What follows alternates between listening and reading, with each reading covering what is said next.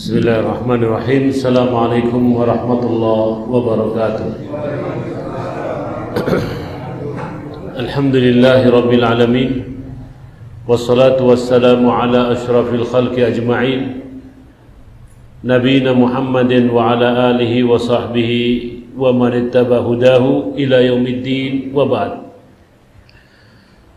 Alhamdulillah, segala puji dan syukur kita kepada Allah Subhanahu wa taala yang telah memberikan kita semua rezeki, kesehatan, yang telah memberikan kita semua nikmat yang kita tidak bisa hitung betapa banyaknya nikmat itu kepada kita semuanya. Salawat serta salam kepada junjungan kita Nabi Muhammad SAW. Kita sebagai umat Nabi Muhammad SAW bersyukur karena dengan menjadi umat Nabi Muhammad, insyaallah kita akan mendapat syafaatnya kelak di hari kiamat. Amin ya rabbal alamin. Saudara-saudara kaum muslimin wal muslimat rahimanillah wa iyyakum, pada kesempatan malam hari ini insyaallah, kalau kemarin kita membahas tentang ensiklopedia akhlak yang mulia, sekarang kebalikannya. Kita akan membahas mana akhlak-akhlak yang dicela oleh Nabi Muhammad SAW, yang dicela oleh Allah Subhanahu wa taala dan Rasulnya. Mudah-mudahan dengan kita mempelajarinya kita terhindar dari apa-apa yang dicela oleh Allah Subhanahu wa taala dan Rasulnya. Saudara-saudara, Allah Subhanahu wa taala berfirman, A'udzu billahi minasyaitonir rajim, wa idza jaa amrun minal amni awil khawfi adha'u bih. Apabila datang kepada mereka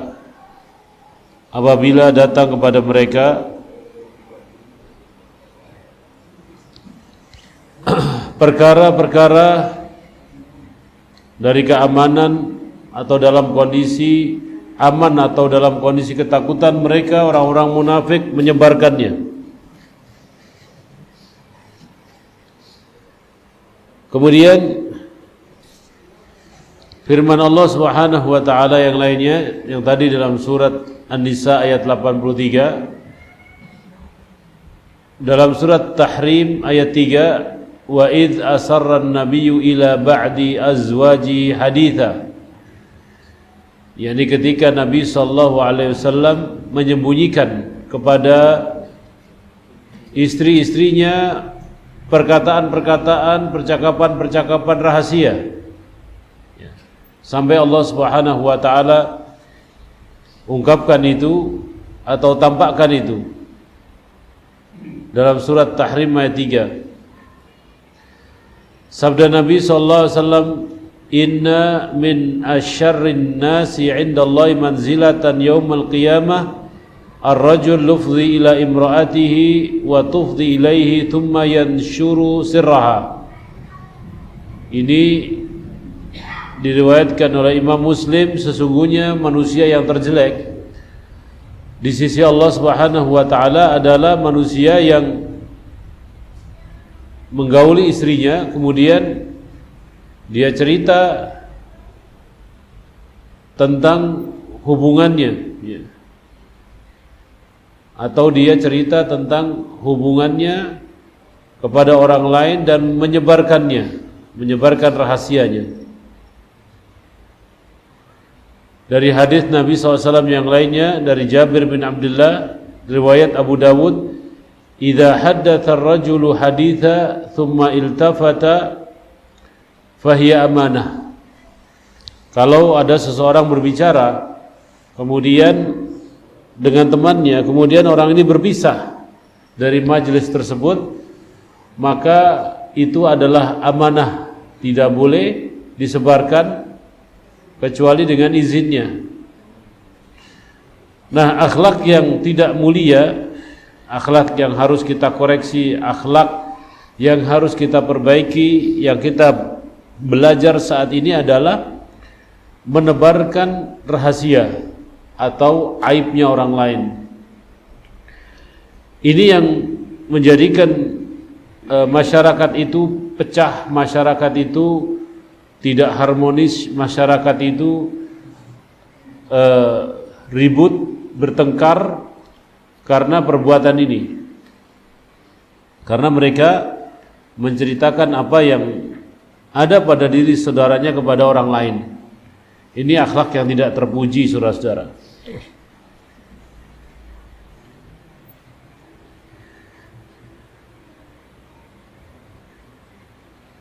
Ada dua macam golongan orang dalam masalah ini. Pertama, apabila orang menceritakan kegagalannya, rahasia dirinya,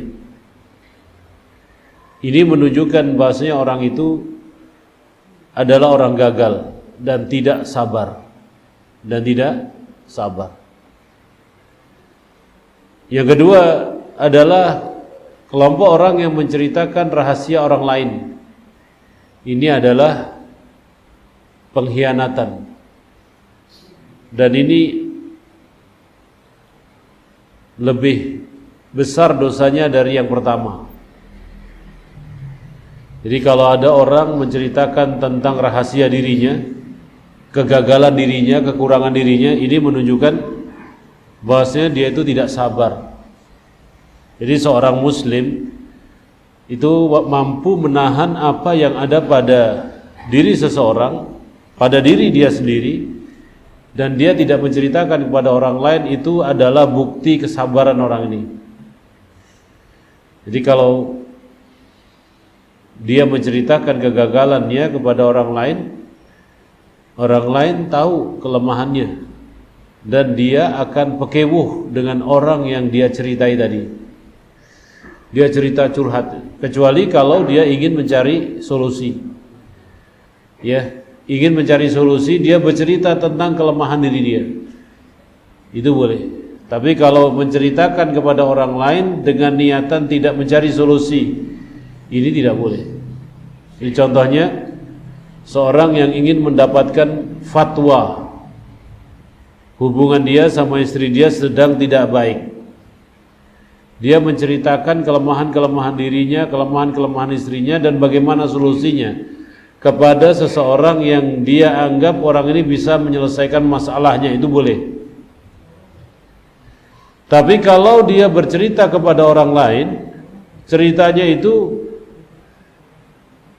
hanya untuk mengabarkan kegagalannya, nah ini ciri-ciri orang ini tidak sabar. Kelompok orang yang kedua adalah orang yang menceritakan rahasia orang lain. Ini namanya khianat. Jadi seorang muslim itu harus bisa memegang rahasia saudaranya, rahasia tetangganya, rahasia yang ada di sekitarnya, selama orang ini tidak mendeklarasikan bahwasanya perbuatan dia adalah benar. Jadi kalau ada seseorang, dia itu sedang tidak terang-terangan atau dengan tidak sengaja berbuat kesalahan, itu tidak boleh kita cerita pada orang lain.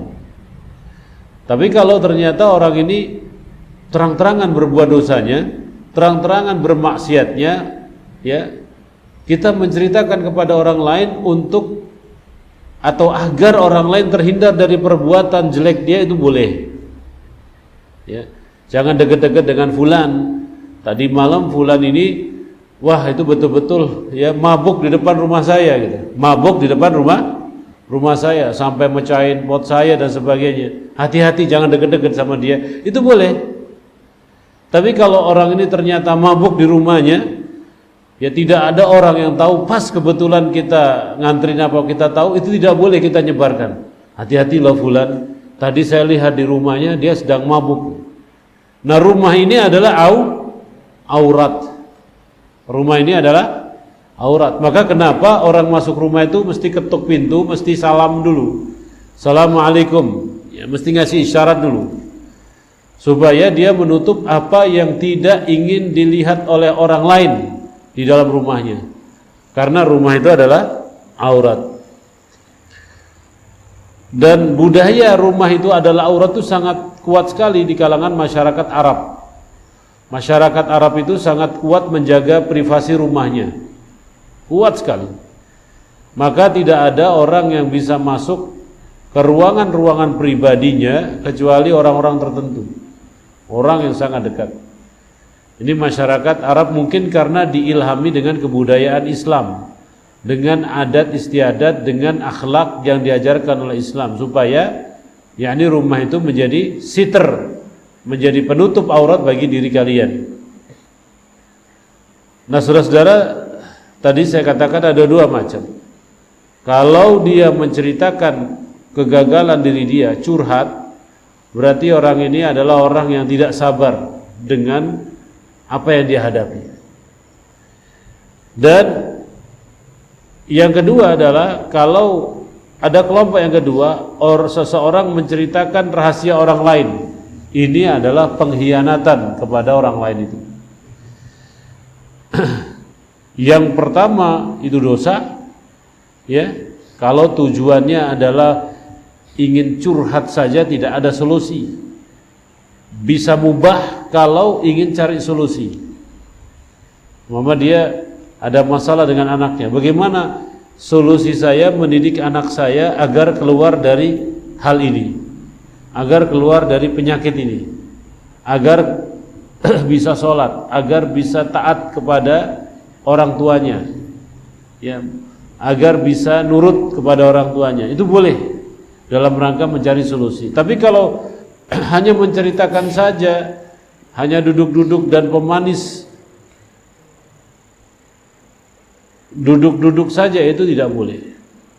Yang kedua itu dosanya lebih besar karena itu pengkhianatan. Bentuk-bentuk menebarkan aib, nah ini termasuk akhlak yang tidak terpuji, saudara-saudara, adalah menebarkan rahasia pasangan suami istri. Itu tidak boleh. Apalagi menyangkut hal-hal yang sangat rahasia. Ya. Menceritakan alat vitalnya, menceritakan bagaimana dia kalau di ranjangnya, itu tidak boleh. Meskipun maksudnya ingin cari obat, meskipun maksudnya untuk cari obat, untuk tidak boleh, jangan. Orang yang obati tahu gitu. Oh ini kurang ini. Ya kayak tukang mekanik itu kan dandanin motor, dia tahu motor itu rusaknya di mana. Tidak perlu cerita.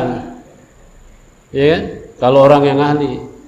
Seorang tukang pijat yang ahli itu yang megang badannya orang tahu. Oh ini bapak kelemahannya di sini. Tidak perlu kita cerita, udah tahu dia. Ya. Kalau cerita nanti antum bilang curhat nih, gitu kan. Jadi menceritakan aib. Kalau seandainya menceritakan untuk berobat, ketika ditanya oleh dokter, boleh tidak? Boleh atau tidak? Boleh. Tapi cari dokter yang amanah, dokter ember, ya, cari dokter yang ember, jangan. Habis antum berobat, tersebar rahasianya. Kemudian termasuk sifat yang tercela juga, akhlak yang tercela adalah menebarkan rahasia negara. Ini bagi intelijen tentunya. Kalau kita mah tidak ada rahasia negara. Kalau rahasia keluarga bolehlah, tapi rahasia negara tidak ada. Nah, ifsa, jadi menceritakan kelemahan-kelemahan negara, menceritakan kelemahan-kelemahan organisasinya, yayasannya, instansinya, tidak boleh. Buat apa? Ya kan? Nah ini biasanya digunakan, saudara-saudara, mohon maaf, ketika orang pengen pindah-pindah pekerjaan, pindah-pindah sekolah, pindah-pindah organisasi, pindah-pindah partai. Wow, itu yayasan itu begini, sekolah itu begini. Padahal pengen diterima dia di sana. Nanti ketika dia sudah mendapatkan apa yang dia dapatkan, ya, terus dia pengen pindah ke sekolah yang lain, diceritakan juga yayasannya itu kepada yayasan yang lain. Nah, ini namanya kutu loncat namanya ini. Ya. Ini namanya bunglon. Nah, ini akhlak tidak terpuji, saudara-saudara. Akhlak tidak terpuji. Kalau ternyata dia pindah partai kepada partai yang lainnya, organisasi kepada organisasi yang lainnya, dia ceritakan kelemahannya, itu berarti kegagalan diri dia. Berarti itu adalah kegagalan diri dia. Wah, jangan, kalau di Indonesia ini kan banyak di partai. Jangan ke partai itu begini. Saya dulu masuk partai itu begini. Ini berarti menceritakan tentang kegagalan diri dia sebetulnya. Maka Islam melarang itu, dan itu akhlak tidak terpuji. Dan kalau bapak dan ibu ini sebagai pemimpin mendapatkan orang yang ngelamar pekerjaan cerita menjelekkan lembaga sebelumnya, jangan diterima. Pasti dia akan menjadi orang pengkhianat setelah itu. Ya, dia akan menjadi orang pengkhianat. Oh, saya kemarin habis kerja di pabrik ini. Wah, pabrik itu begini cerita itu. Wah, pokoknya kalau beli barang begini model barangnya, itu kalau beli ini ceritakan. Kita ini orang mau kerja ke tempat kita apa jelekan orang? Oh, jelekan orang. Nanti Anda juga akan dijelekan seperti dia menjelekan orang sebelumnya. Ya. Itu akhlak yang tidak terpuji, dan itu harus kita hindari, wajib kita jauhkan itu dari kehidupan kita. Atau seorang intelijen atau seorang aparat negara yang tugasnya adalah menjadi intel, menjadi tidak boleh menebarkan rahasia negara. Ini rahasia loh, ini rahasia A1. Kalian sebutkan kepada orang yang tidak berhak menerimanya, tersebar informasi A1 gitu kan. Itu banyak banget. Padahal rahasia negara itu tidak boleh keluar. Itu strategi negara, itu tidak boleh keluar. Kita ceritakan pada orang lain, ini adalah pengkhianat, tidak boleh. Meskipun itu pahit, tetap jangan diceritakan. Karena Anda memegang amanat. Ya. Indonesia lagi perang sama Malaysia, ya. Kemudian diceritakan mulai perbatasannya. Ini akhlak yang tidak terpuji, sumpama itu. Tapi jangan ada perang itu tidak enak. Ya. Kemudian seorang menjual informasi negaranya kepada negara yang lain. Ini juga ciri-ciri akhlak yang tidak terpuji. Diceritakan. Ini namanya jasus atau jawasis. Ya.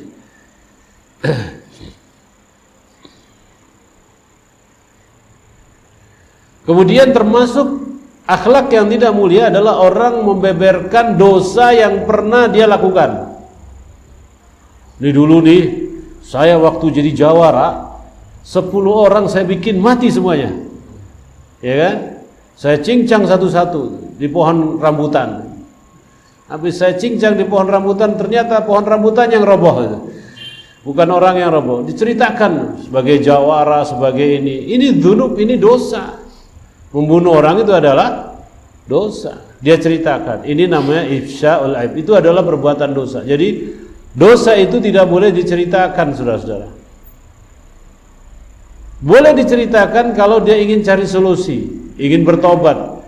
Saya punya dosa seperti ini, tapi saya tidak pernah bisa taubat. Bagaimana cara tobatnya?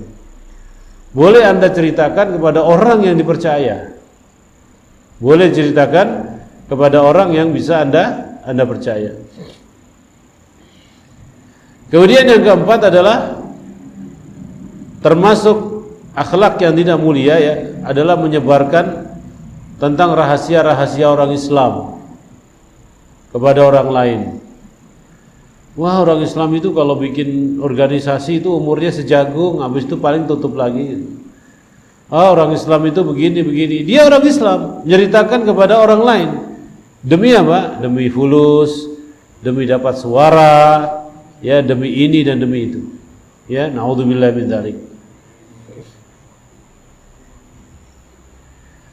Kemudian saudara-saudara yang dirahmati Allah Subhanahu wa taala, ada juga menebarkannya, menceritakan ya, aib orang lain atau dosa orang lain. Ini kadang-kadang bisa jadi terpuji. Contohnya apa? Contohnya adalah dia menjadi saksi di dalam pengadilan. Dia tahu kejadian sesungguhnya, bukan saksi palsu. Kalau saksi palsu dia terima duit. Saksi palsu bisa disogok. Sidang di pengadilan, saksi itu bisa menceritakan yang benar dan yang salah.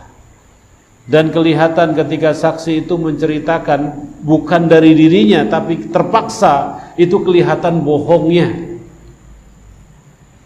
Tapi kalau saksi yang tulus ikhlas, dia akan ceritakan ketika Anda mendengarkan kesaksian saksi itu seperti nonton film, nonton kejadian itu sungguhan. Betul-betul melihat kejadian itu di depan mata Anda sendiri. Itu ciri-ciri saksi itu saksi benar. Ya. Maka dalam kejadian-kejadian sidang-sidang kemarin tuh ada seorang saksi itu cerita itu kalau kita ikuti itu kayak kita berada di dalam lokasi tersebut. Ini benar ini. Ini salah satu ciri kebenaran. Karena apa? Kebenaran itu apabila dibela, dia akan membela pelakunya, dia akan membela orang yang berkata itu. Ya. Tapi kalau kebenaran itu disembunyikan dengan kebohongan, dia akan terus terjatuh dalam kebohongan.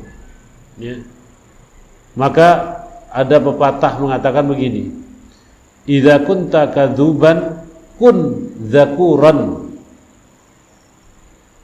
Apabila engkau itu memang tukang dusta, maka tolong deh ingat-ingat dusta kamu itu. Itu artinya begitu. Kenapa? Kalau orang sudah berdusta, itu suatu ketika dia tidak ingat apa yang dia ucapkan kemarin. Ya, makanya orang yang mendengarkan orang yang berkata dusta, perkataannya kadang A, kadang B, kadang C. Ini namanya apa? Dusta. Kalau Anda menjadi seorang penyidik, ya, ada orang yang menginterogasi, kalau pendapat seorang di tempat A berbeda, di tempat B berbeda, di tempat C berbeda, ini ciri-ciri dia itu berdusta. Ya, mungkin bapak-bapak yang di polisi yang sering menginterogasi orang, yang sering menyidik orang tahu gitu ya, mana pembohong, mana yang bukan pembohong. Kemudian boleh seorang memberikan kesaksian di depan hakim. Nah, ini kesaksian itu menceritakan aibnya seorang, kejahatan orang, itu boleh. Ini terpuji karena tugasnya adalah seorang hakim bisa memberikan hukuman sesuai dengan gambaran yang diceritakan oleh saksi, ya, dan lain sebagainya. Kemudian boleh seseorang itu berbicara, mengungkapkan sebuah aibnya orang, yang mana orang ini menyangka itu adalah kebenaran, padahal itu bukan kebenaran. Ya, padahal itu adalah bukan kebenaran. Seperti contohnya kita bertemu dengan seorang melakukan sesuatu hal, itu bukan kebenaran, tapi dilakukan. Kemudian kita menceritakan kepada orang lain agar mengingkari perbuatan tersebut dan agar tidak terjatuh orang dalam bujuk rayunya, ya. Itu termasuk akhlak yang dibolehkan, ya.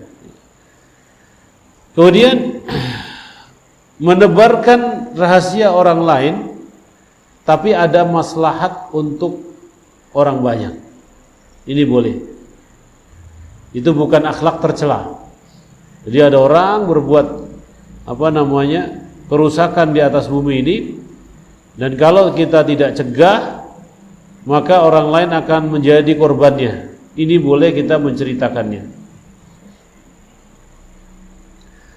Saudara-saudara yang dirahmati Allah Subhanahu wa taala, menebarkan aib orang lain adalah bukti dia itu tidak amanah. Dan ini ciri-ciri orang-orang munafik. Ayatul munafik salah. Ciri-ciri orang munafik itu 3. Ya. Salah satunya adalah apabila diberikan amanat dia berkhianat. Nah, menebarkan aibnya orang lain, ya, ngomong sana sini, pindahkan perkataan sana dan sini, itu termasuk apa? Khianat. Dan syaitan sangat senang dengan orang yang memindahkan perkataan kanan kiri. Di sini ngomong begini, di sini ngomong gini, di sini ngomong itu, senang sekali. Kenapa? Karena akan terjadi suasana yang panas atau rasa permusuhan yang sangat hebat setelah perkataan itu dipindahkan antara satu dengan yang lainnya, saling bertabrakan. Orang yang suka menebarkan rahasia orang, cerita orang, ya, dia ini sebetulnya tertipu, saudara-saudara. Tertipunya apa? Dia tertipu, dia akan habis waktunya untuk membicarakan hal itu. Karena orang lain akan terus bertanya terhadap apa yang diceritakan. Akhirnya dia sibuk untuk menjawab pertanyaan orang lain. Selama dia menebarkan di tempat A modelnya seperti ini, di tempat B modelnya seperti ini.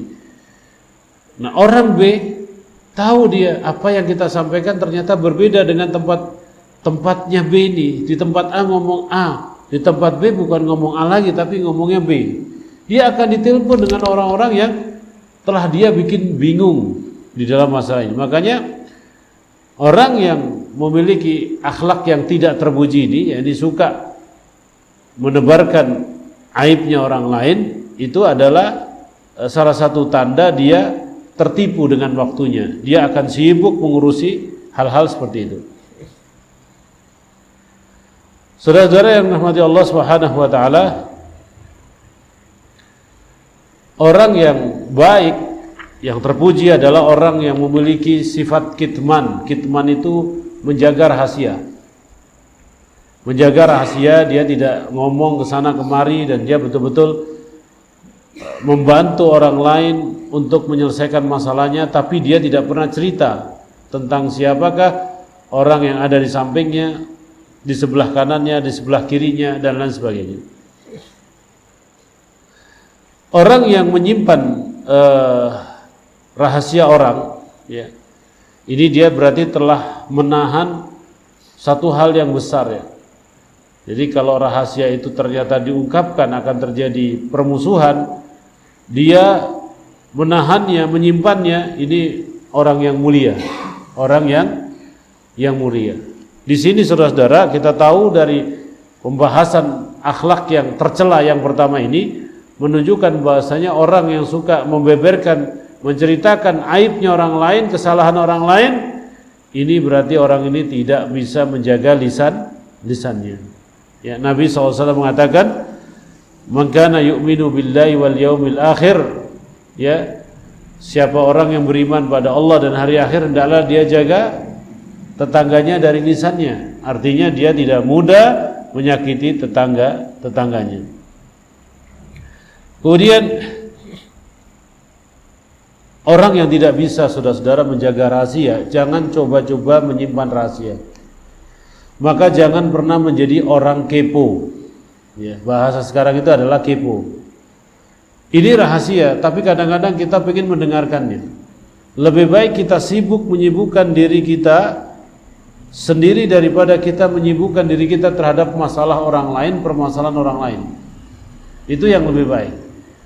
Kadang-kadang kita mendengarkan ada majelis kelompok orang membicarakan aibnya orang lain. Ya, kita tidak perlu nongkrong ke sana. Tidak perlu nyetel videonya, tidak perlu mendengar beritanya. Kalau kita memang tidak bisa menjaga rahasia, ya. Orang kalau tidak pernah bisa menjaga rahasia, jangan jadi pemandi mayat, jangan jadi konsultan, jangan jadi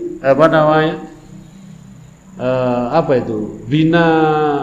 Kalau di Departemen Agama itu apa namanya? Bina masyarakat, ya. Pembinaan pranikah itu apa namanya? Ya. Apa? Pokoknya ada satu kelompok yang membina orang sebelum menikah. Biasanya dicurhatin di sana. Jangan jadi itu. Kalau tidak bisa menjaga, lebih baik jangan menjadi mereka, ya. Kalau kita tidak bisa menyimpan rahasia, jangan menjadi mereka. Kita menjadi seorang BK, konseling, tapi tidak pernah bisa menjaga rahasia, jangan jadi BK. Ya. Karena apa? Orang yang curhat sama kita, kemudian aibnya itu disebarkan lagi melalui lisan orang yang kita curhati, itu subjeknya itu atau orang yang melakukan itu akan balas dendam. Dia akan ngomong kurang ajar, aib saya diceritain nama guru BK saya ke orang lain. Jadi tahu semua orang. Mesti dia akan mengumpat seperti itu, meskipun tidak dikeluarkan dalam lisannya, tapi hatinya mungkin akan berkata seperti itu. Ya. Nah, Islam sangat menjaga hal-hal yang demikian itu, dan itu adalah akhlak yang mulia. Nabi SAW mengatakan demikian, kafa bil mar'i ithman an yuhadditha bi kulli ma sami'. Ya. Ada yang lain mengatakan kafa bil mar'i kadiba. Seorang itu dikatakan berdosa kalau dia membicarakan semua apa yang dia dengar tanpa filter. Dalam riwayat lain, seorang itu akan dikatakan pendusta kalau dia menceritakan apa saja yang dia dengar tanpa difilter. Maka saudara-saudara, ketika kita dapat berita ini benar apa tidak ya, lebih baik disaring dulu. Dan itu bukan lebih baik, zaman kita wajib disaring dulu. Kadang-kadang kita tebarkan berita ini ya, 5 menit berikutnya sudah ada berita hoax tentang berita yang kita sebarkan tadi. Ya, ini bahaya. Akhirnya berita itu sudah sampai ke telinga orang lain, kita jadi berdosa karena menuduh orang yang tidak benar. Ya, Nabi mengatakan kafa bil mar'i itsman. Cukuplah orang itu dikatakan berbuat dosa atau pendosa dia kalau dia menceritakan apa saja yang dia dengar, apa saja yang dia lihat. Tidak semua apa yang kita dengar semuanya benar, tidak semua apa yang kita lihat semuanya benar. Suatu ketika Rasulullah SAW dikunjungi oleh istrinya. Beliau sedang i'tikaf di malam hari, kan gelap. Ada seorang sahabat rupanya melihat itu, dipanggil sahabat itu, sini, ini istriku, bukan siapa-siapa. Takutnya apa? Syaitan membisikinya tuh, ya, bukan dengan mahramnya.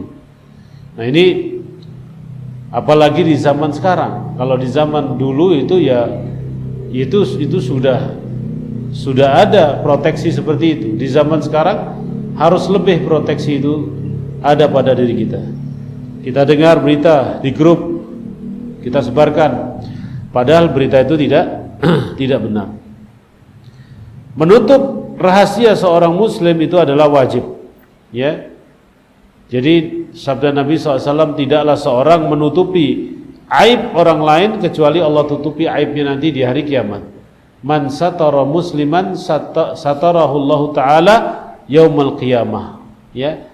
Siapa saja orang yang menutupi aibnya orang lain, maka Allah akan menutupinya di hari kiamat. Jadi orang itu dimaafkan ya oleh Allah Subhanahu wa taala dosanya, ya.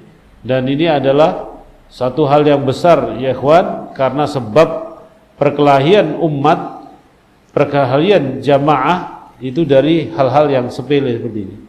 Jadi dia tidak mampu menyimpan rahasia temannya, menceritakan, kemudian temannya mengatakan ini tidak benar, orang ini menceritakan aib saya, kemudian terjadilah salah paham di dalam masalah itu. Wallahu a'lam. Ada pertanyaan silahkan. Iya. Iya.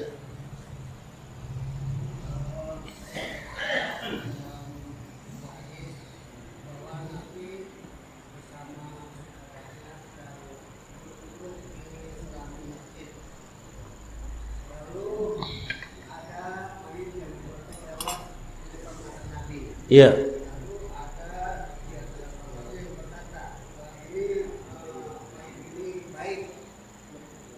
Kemudian Nabi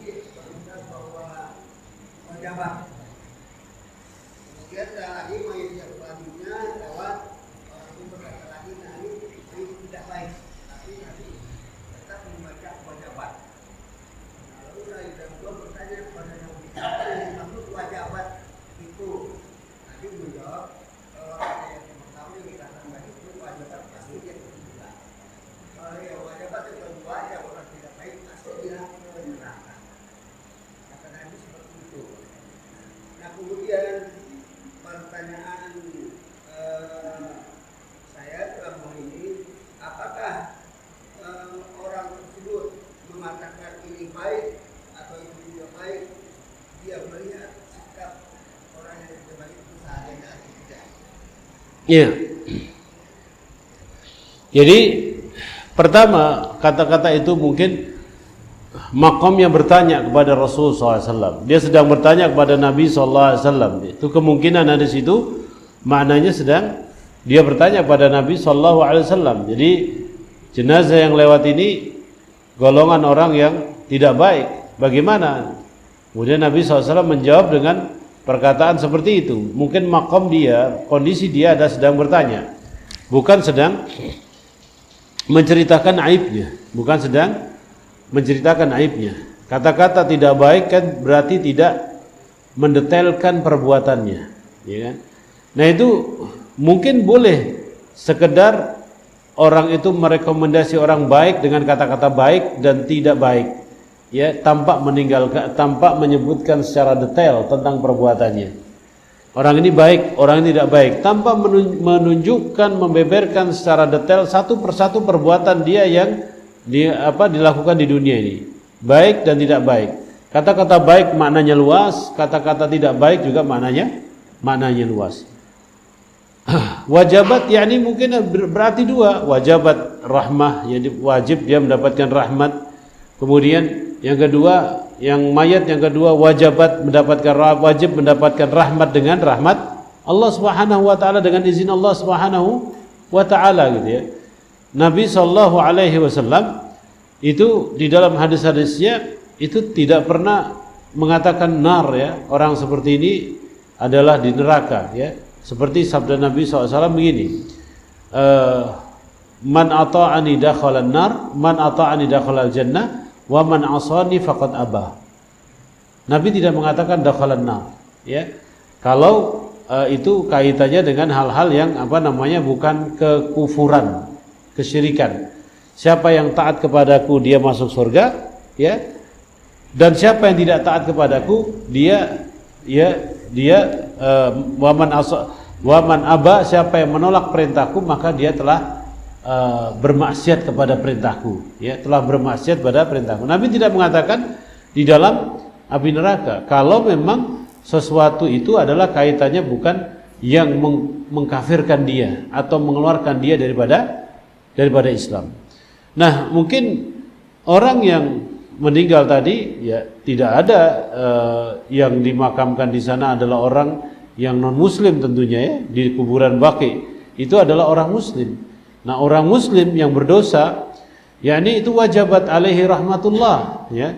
Allah mewajibkan rahmatnya turun kepada mereka.